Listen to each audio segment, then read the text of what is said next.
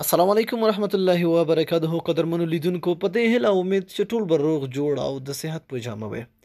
قدرمنو، ډیری وخت داسې کیږي چې کله هم تاسو خپل موبایل چاته ورکوئ نو هغه عکسونه پرې راوباسي، یا چېرته تاسو خپل موبایل په کور کې پرېږدئ نو ماشومان راخلي یا بل څوک راخلي په هغه کې عکسونه وباسي او دغه کار ستاسو نه خوښیږي.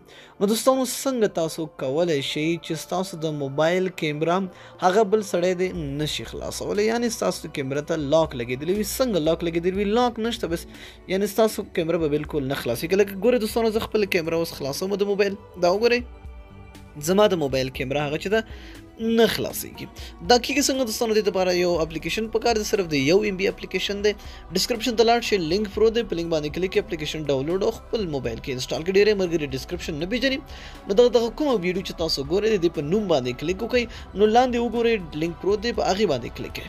نو سمه دوستانو، ګورئ چې کله هم تاسو اپلیکیشن انسټال کړو نو اپلیکیشن به سمپل تاسو خلاص کړئ. اپلیکیشن تاسو نه هېڅ هم نه غواړي، بس سمپل چې کله هم دا تاسو خلاص کړ نو هلته به یو هغه درنه غواړي اکټیویټ، هغه به اکټیویټ کړي او دا به خلاص کړي. ګورئ دوستانو، دا اوس دلته به تاسو دا شی راشي، په سمپل تاسو دلته په دې لاک کیمرا باندې کلیک کړئ. سمه ده چې کله هم تاسو په دې باندې کلیک اوس اسانه خبره ده، راشئ خپل د موبایل کیمرې ته. نو ګورئ دا کیمرا ده، زه خلاصوم نو کیمرا به نه خلاصېږي.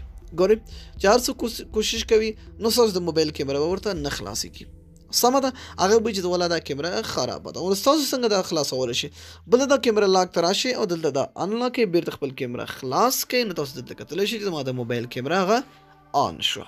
نو دوستانو، ډېره زبردست او د کمال اپلیکیشن ده، ضرور خپل موبایل کې انسټال کړئ. نو دا وانه نننۍ ویډیو که ویډیو مو خوښه وي حتما یې سره لایک او د خپلو دوستانو سره یې حتما شیر کړئ. تر بیا بلې ویډیو د الله په امان، په دعاګانو کې مې یاد ساتئ.